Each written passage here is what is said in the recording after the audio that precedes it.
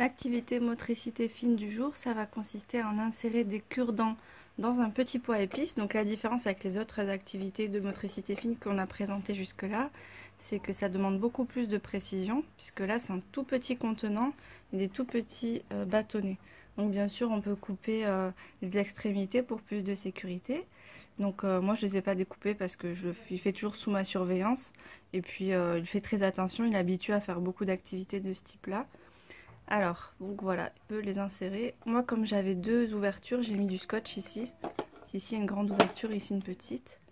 Voilà, ce qui est bien, c'est de laisser un petit peu ouvert pour faciliter à l'enfant, à la fin, de récupérer les cure-dents. Voilà.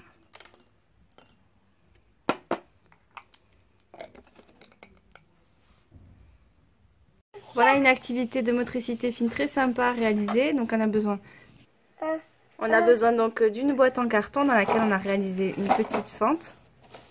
Voilà, l'idéal c'est qu'elle puisse s'ouvrir pour qu'on puisse aller récupérer les pièces facilement. Le plateau et puis une petite coupelle pour déposer les pièces. Voilà. C'est parti pour une nouvelle activité de motricité fine. Donc c'est très simple à mettre en place.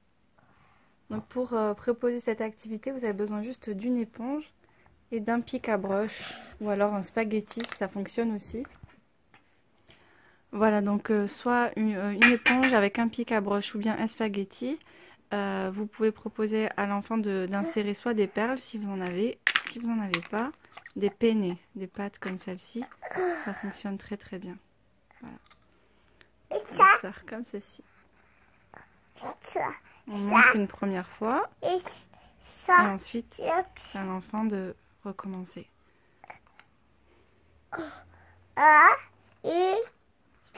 Ça demande beaucoup de précision. C'est très intéressant comme exercice et si l'enfant y arrive aisément, vous pouvez rajouter d'autres pics à broche, d'autres spaghettis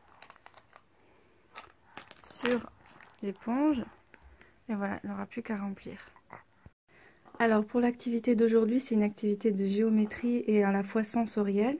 Donc l'objectif, ça va être d'apprendre à dessiner un cercle. En touchant en fait, en ressentant vraiment le toucher de la semoule, ça va permettre de pouvoir dessiner le cercle plus facilement sur le plateau. Et ensuite, on passera au support papier avec un feutre, mais ça sera l'étape suivante. Donc, pour cette activité, on aura besoin d'un plateau, de semoule et d'un support papier sur lequel on aura dessiné un cercle avec de la colle. Donc, j'ai juste utilisé de la colle UHU classique. J'ai dessiné un cercle et j'ai saupoudré de semoule. Ensuite, hop, on enlève la semoule qui est excédentaire et ensuite il ne nous reste que le cercle. Et ce qui est bien, c'est que donc on peut toucher le cercle avec son doigt. Donc on touche vraiment comme ça, on fait tout le tour bien comme ça. Et ensuite, on recommence ici. Voilà, donc l'idéal c'est d'avoir un plateau avec un fond uni, pas d'imprimé ou de dessin au fond du plateau. Ça permet de rester concentré et de bien voir le cercle qu'on a dessiné. Pour l'activité de motricité fine du jour, je vous propose de présenter cette activité à votre enfant, c'est d'insérer des pailles et voilà, à l'intérieur d'un récipient avec un petit trou unique. Voilà, donc il renverse, il doit les insérer une par une. Moi j'en ai mis que deux juste pour vous présenter. Et voilà, pour cela vous aurez besoin donc de paille. Je vous propose de présenter une seule couleur à votre enfant pour commencer.